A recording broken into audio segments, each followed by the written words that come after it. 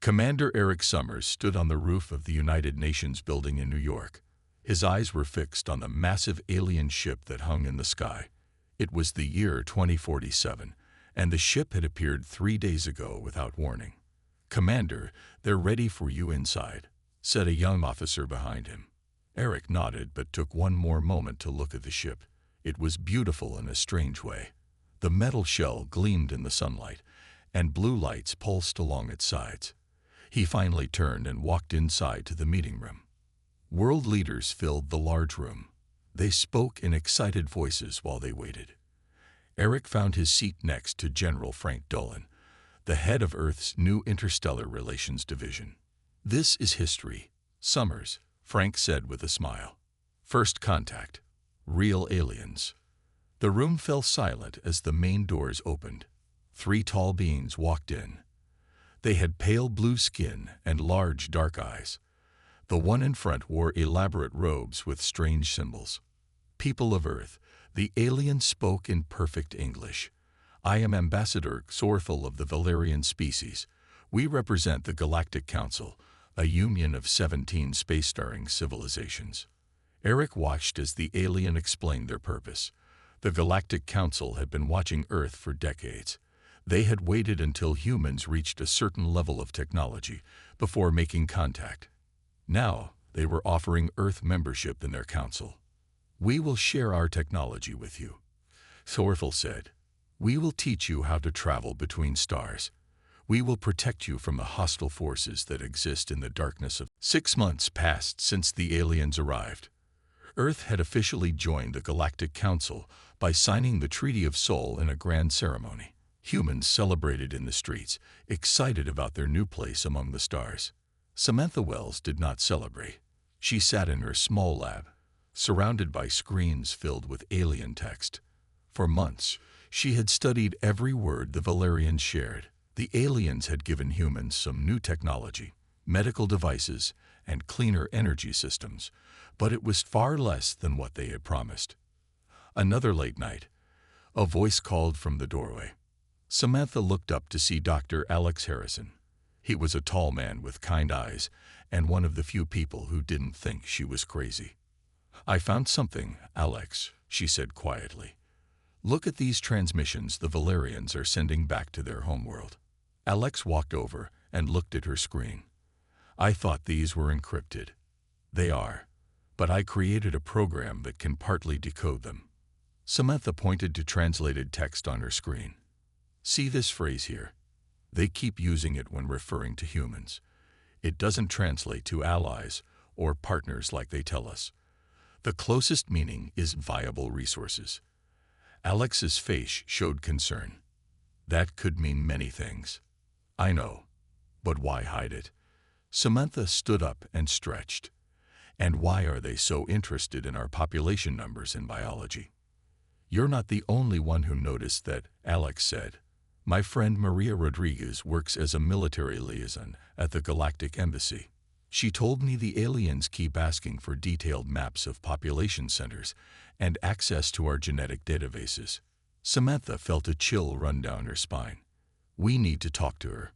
The next day, Samantha and Alex met Lieutenant Maria Rodriguez at a small cafe far from the embassy. Maria was a serious woman in her military uniform, with dark hair pulled back tightly. "I shouldn't be talking to you," Maria said in a low voice. "The general has warned everyone to avoid Dr. Wells and her conspiracy theories." "But you're here anyway," Samantha noted. Maria nodded. "Because I've seen things that don't add up. Last week, I caught 2 Valerians scanning a crowd with a device they wouldn't explain. When I asked about it, they said it was a cultural study." "What do you think it really was?" Alex asked. "They were collecting biological data." "Unsure of it." Maria looked around nervously. "And people are starting to disappear." Samantha leaned forward. "What do you mean?" "Small numbers. People who are invited to visit the Council space station for educational programs. My cousin was selected. He sends messages, but they feel wrong somehow. Like they're not really from him." The 3 talked for another hour, sharing their concerns and observations. By the end, they had formed a small group dedicated to uncovering the truth. That evening, Samantha tried once more to convince her ex-husband. She walked into Frank's office without an appointment. "Sam, I'm busy," Frank said without looking up from his desk. "Frank, please, just look at my research. Something is wrong with the council's plans for us." Frank finally looked at her, his face tired and angry. "Enough. Your paranoia is affecting morale. The council has been nothing but helpful. They're hiding things from us." Samantha placed her files on his desk. "Just read these translations." Frank stood up. "I'm warning you officially now.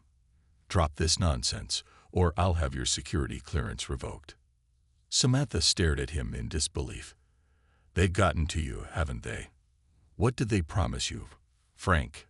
"Security," Frank called. 2 guards appeared at the door. "Please escort Dr. Wells out and collect her access badge." As Samantha was led away, she knew she had just lost her official position, but she had gained something more important: certainty that her fears were justified. Now she, Alex, and Maria would have to work from the shadows to uncover the Galactic Council's true plans for humanity.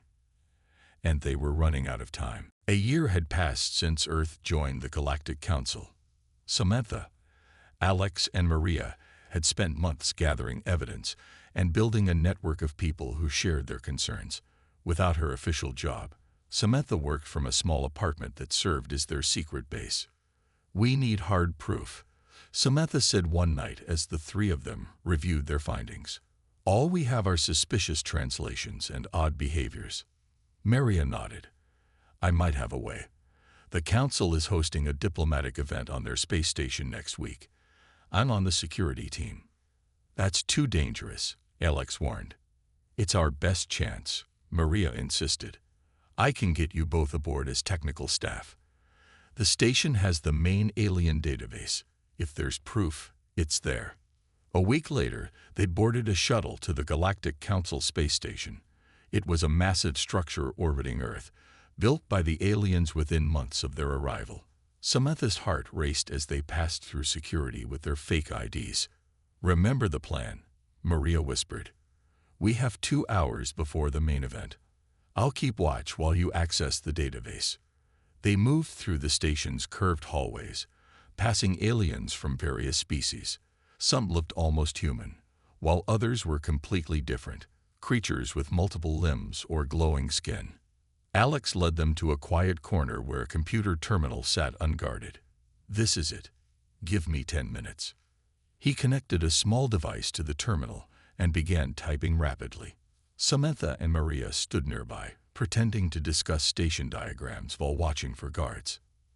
"I'm in," Alex whispered after several tense minutes. "Their security is good, but not good enough." Samantha joined him at the terminal. Together, they searched through files, Alex breaking through security layers while Samantha translated the alien text. "There," Samantha pointed. "That file mentions Earth specifically." Alex opened it, and they both froze as images and text filled the screen. The file contained detailed plans for systematically removing humans from Earth. It described humans as exceptional biological material and outlined methods for harvesting them. "They're not here as allies," Samantha whispered in horror. "They're farming us." Alex downloaded the files to their device. "Look at this. The Treaty of Soul that Earth signed. It's different from what was translated for us. There are hidden clauses that basically give them ownership of humans. We need to get this information back to Earth," Samantha said. Just then, Maria appeared beside them, her face tense. "We've been discovered. Council security is coming." They quickly disconnected their device and hurried toward the shuttle bay. As they turned a corner, they ran into 4 alien guards with weapons drawn. "Run," Alex shouted, pushing Samantha and Maria back the way they came. He pulled out a small object from his pocket, a homemade explosive they had brought as a last resort. "Alex, no," Samantha cried. "Get this information to Earth," he said firmly. "I'll hold them off." Samantha wanted to argue, but Maria pulled her away. They ran down a side corridor as sounds of struggle came from behind them. A loud explosion shook the station. Alarms began blaring. Amid the chaos, Samantha and Maria reached an emergency shuttle bay. "We can't leave him," Samantha said, tears in her eyes. "He gave us a chance," Maria replied, her voice breaking. "We can't waste it." They boarded a small shuttle and launched away from the station. As they sped toward Earth, Samantha looked at the data they had stolen. It was worse than she had imagined. The Council had been harvesting species across the galaxy for centuries, using their biological material to extend their own lives. Earth wasn't chosen for its culture or potential. Humans were simply the next crop to be harvested. "They'll label us as terrorists," Maria said quietly. Samantha nodded, wiping away tears for Alex. "Then we'll have to become exactly that, for the sake of humanity." Samantha and Maria huddled in a small motel room on the outskirts of Chicago. The television played the news in the background. "The search continues for Dr. Samantha Wells and Lieutenant Maria Rodriguez, the terrorists responsible for the attack on the Galactic Council space station," the reporter said. The attack resulted in damage to the station and the death of Dr. Alex Harrison, who authorities believe was coerced by the two women. Samantha turned off the TV. "They're turning everyone against us. And they're lying about Alex," Maria said angrily. "He died a hero." Their faces were everywhere, on television, online, and on posters throughout the city. They had been on the run for 3 days, using cash and fake IDs that Alex had prepared for them before the mission. "We need help," Samantha said. "Someone with resources who isn't under the Council's control." Maria thought for a moment. "I might know someone. He was my instructor years ago, Jake Collins. He left the CIA and now runs a security company. He never trusted the aliens." They used a public phone to make the call, knowing their personal devices were being tracked. To their surprise, Jake agreed to meet them at an abandoned warehouse that night. Jake Collins was an older man with gray hair and sharp eyes. He arrived alone, which Samantha took as a good sign. "Show me what you have," he said without greeting. Samantha handed him the device with the stolen files. Jake reviewed them carefully, his expression growing darker with each minute. "I suspected something like this," he said finally. "But this is worse than I imagined." "Will you help us?" Maria asked. Jake nodded. "I have resources, money, safe houses, contacts who haven't bought the aliens' lies. We can build a resistance, but it won't be easy." That night marked the beginning of Terran Shield, a secret organization dedicated to exposing the Council's true intentions. Jake provided them with a secure base in an old bunker outside the city. Over the next few weeks, they carefully recruited others: scientists who questioned the Council's technology, military personnel who noticed strange patterns in alien behavior, and intelligence officers who saw through the diplomatic facade. Samantha worked tirelessly to analyze the stolen data. "The Council has been doing this for over 1,000 years," she told the group during one meeting. "They find species with compatible biology, pretend to welcome them into their council, then gradually harvest them." "Why don't they just take us by force?" someone asked. "Because willing subjects are easier to manage," Jake explained. "They want us to go quietly, to believe we're being honored when they select people to go off-world." The group grew, operating from hidden bases across the country. They communicated using old radio frequencies and coded messages. Jake's global contacts provided them with resources and information from around the world. General Frank Dolan, meanwhile, led the hunt for what the government now called anti-alien terrorists.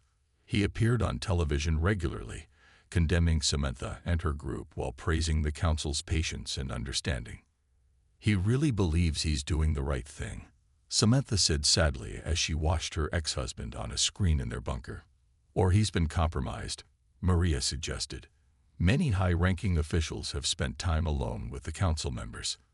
6 months after they went into hiding, Terran Shield had grown to over 200 members.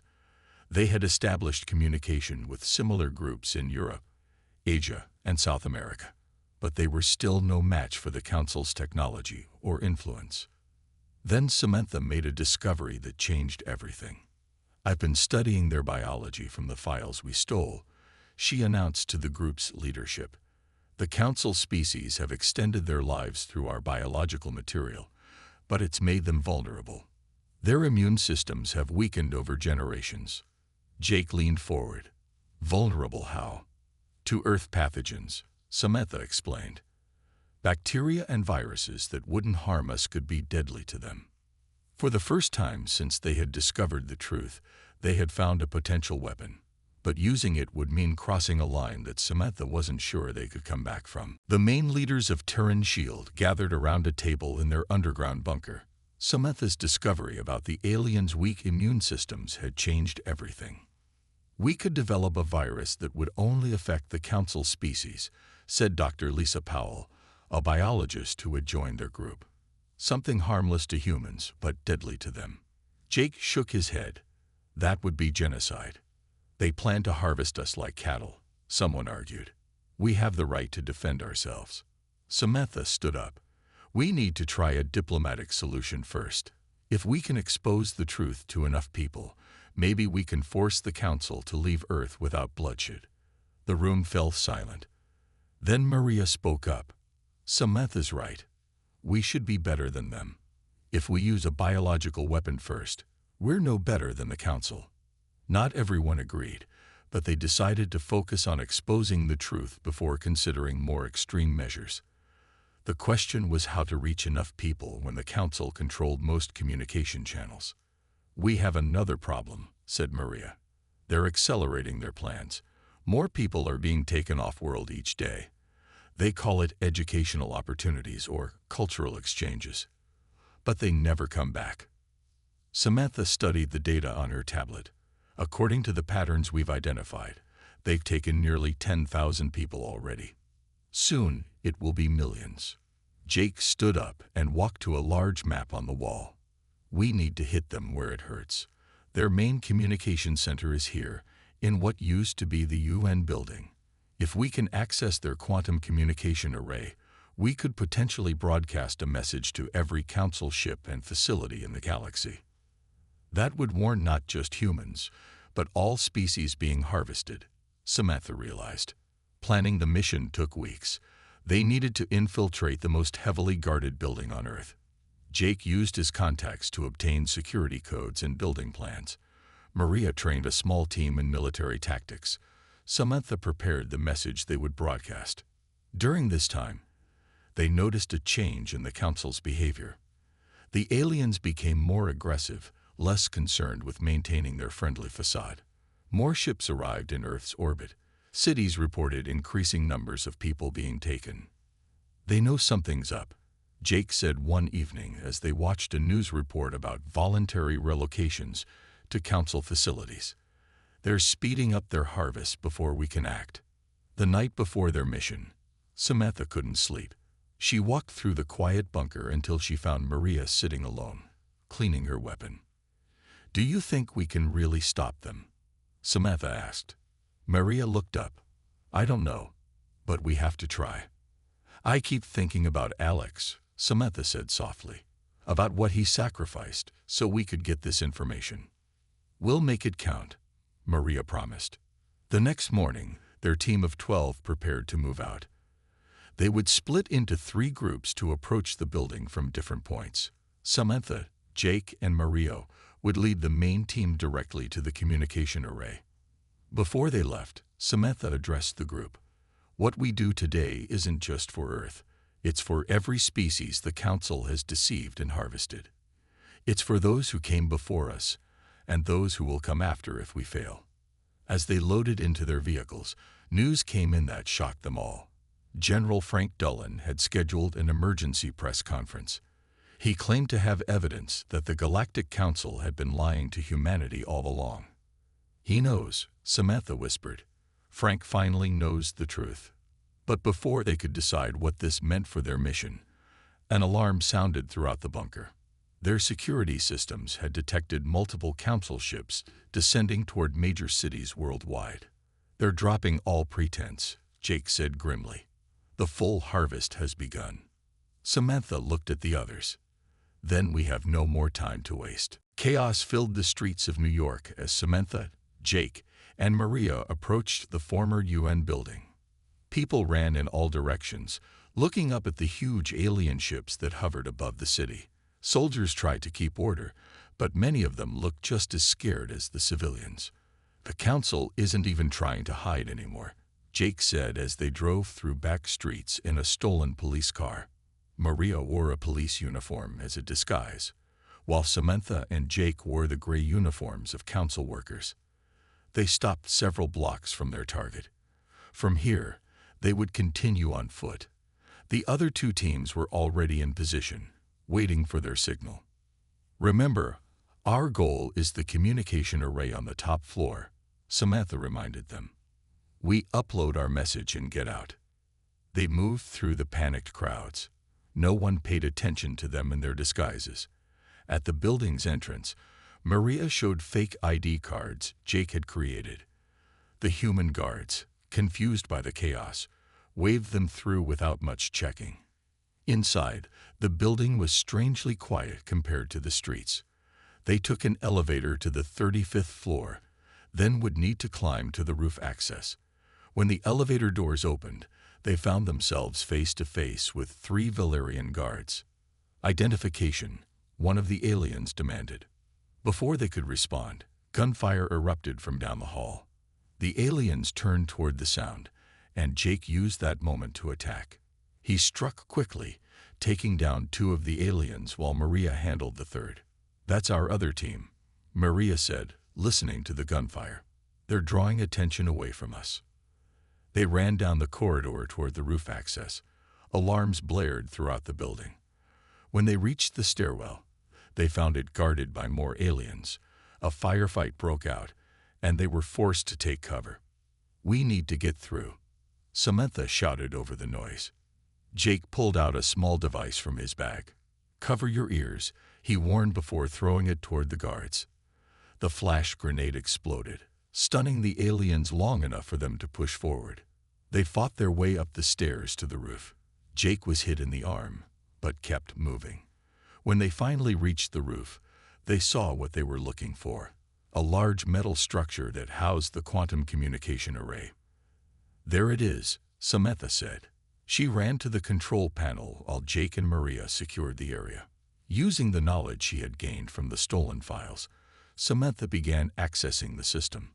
It was designed for Valerian hands, but she had studied their technology enough to work around it. "How much longer?" Jake asked, keeping watch at the door. "Almost there," Samantha replied, her fingers moving quickly over the alien controls. Suddenly, the door burst open. A group of council guards entered, weapons raised.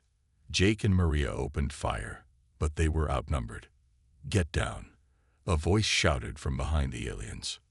To their shock, General Frank Dolan appeared with a team of human soldiers. They fired on the aliens, giving Samantha the time she needed. "Frank," Samantha couldn't believe her eyes. "Keep working, Sam," he yelled as he joined Jake and Maria in the fighting. "I've seen the evidence. You were right all along." Samantha turned back to the control panel. She was almost into the system when a stray shot hit the console, sending sparks flying. She pulled back her burned hands but kept working. "It's now or never," she muttered to herself. Around her, the battle raged. Jake took a hit to his chest and fell. Maria rushed to him while continuing to fire at the aliens. Frank and his soldiers pushed forward, but they were taking heavy losses. With a final command, Samantha activated the array. The communication system was ready. She plugged in the data device containing their message and evidence. "It's ready," she called out. "I just need to broadcast it." As her finger moved to press the final button, a Valerian guard broke through the defense line. He aimed his weapon directly at Samantha. Time seemed to slow down as she saw the alien pull the trigger. A blur of movement crossed Samantha's vision as Jake threw himself in front of her. The alien's shot hit him squarely in the chest. He fell to the ground at her feet.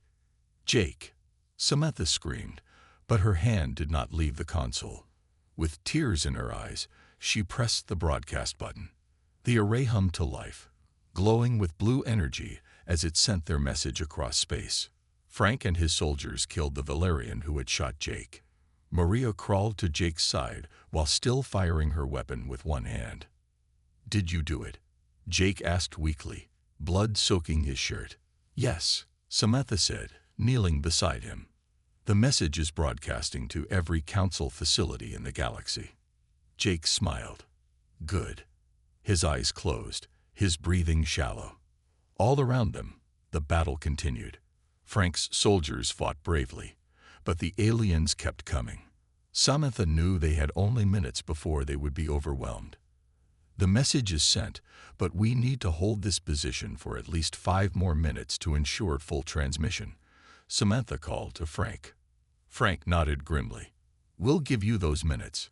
Across the galaxy, on thousands of council ships and stations, the same message began to play. Samantha's face appeared on screens, speaking clearly and urgently. "This message is for every species under Galactic Council control. My name is Dr. Samantha Wells of Earth. The Council has deceived us all. They are not protectors or allies. They are predators who harvest compatible species for biological material to extend their own lives. We have discovered their true purpose and we are fighting back. Our scientists have identified a weakness in Council biology. Their extended lifespans have made their immune systems vulnerable to common Earth pathogens. We have developed a countermeasure that targets this weakness.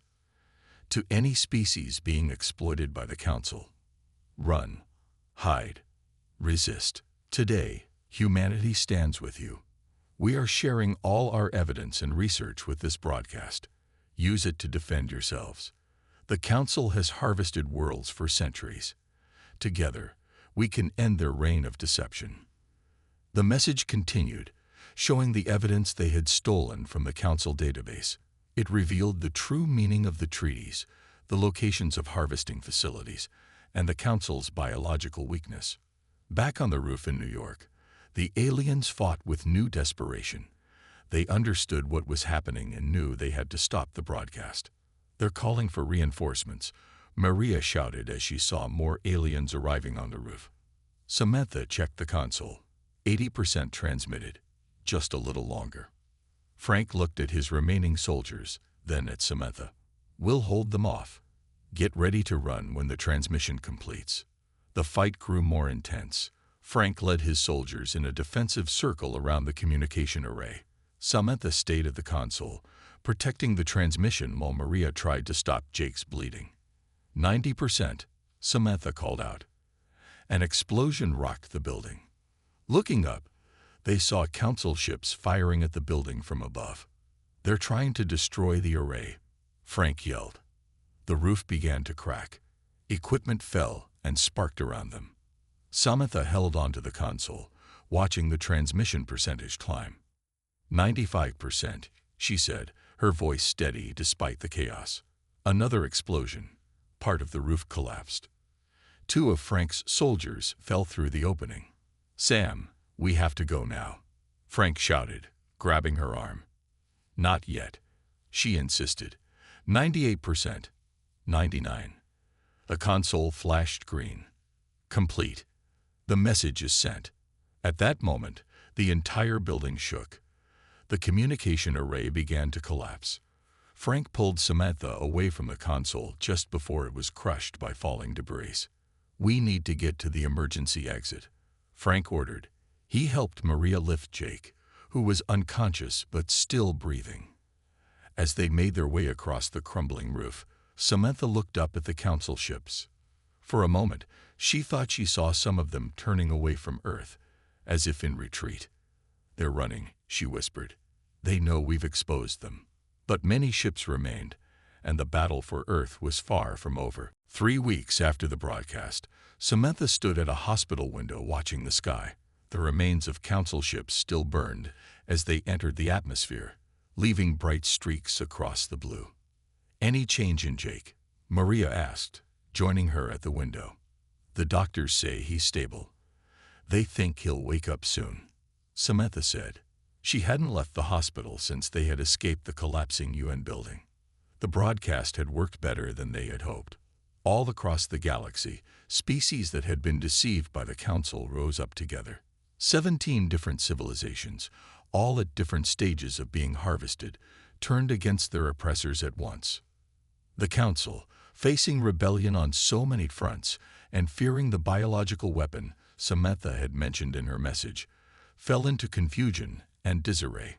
Many Council members fled to unknown regions of space. On Earth, the Council had attempted one final attack, targeting major cities with their ships. But their efforts were hampered by something unexpected: defections within their own ranks. Some Council members from lesser species realized they too had been deceived and turned against the leaders. The door opened behind them, and Frank walked in. He looked tired but determined, wearing his general's uniform with new authority. "The last Council ship just left our solar system," he announced. "At least for now, Earth is free." Samantha nodded. She should have felt happy, but all she felt was exhaustion. "How many did we lose?" Frank's face grew serious. "Millions worldwide. They managed to take many people before we stopped them. But it would have been billions if not for what you did." A nurse entered the room. "He's awake," she said simply. Samantha rushed to Jake's bedside. He looked pale and weak, but his eyes were open. "Did we win?" were his first words. Samantha smiled through her tears. "Yes, we won." Over the following months, Earth began to rebuild. Using salvaged alien technology, they strengthened their defenses. Frank led the military efforts, adapting Council weapons for human use. Maria trained new soldiers in case the Council ever returned. Samantha focused on a different task: communication with the other species that had been victims of the Council. Using the quantum communication technology they had captured, she established contact with 17 different civilizations across the galaxy. 1 year after the broadcast, representatives from those species arrived on Earth.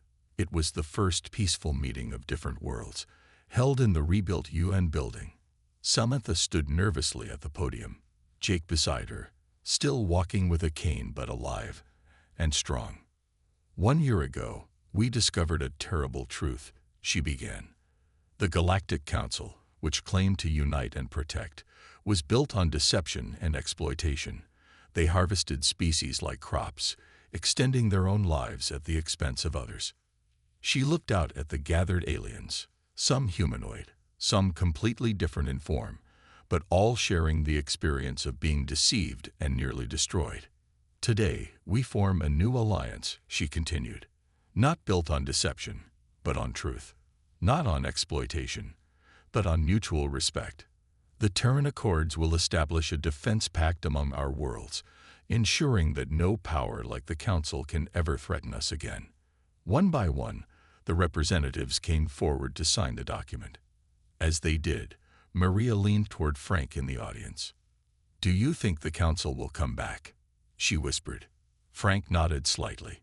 "Someday, but we'll be ready." Outside the building, a new ship sat on the landing pad. The first true human interstellar vessel, built with adapted Council technology. On its side was painted its name, Harrison's Legacy, in honor of Alex, who had given his life to expose the truth. As the signing concluded, Samantha looked out at the diverse group of beings before her and thought of how close they all had come to extinction. The Council's greatest mistake hadn't been trying to harvest humans. It had been underestimating humanity's capacity to stand against injustice, even for those they had never met.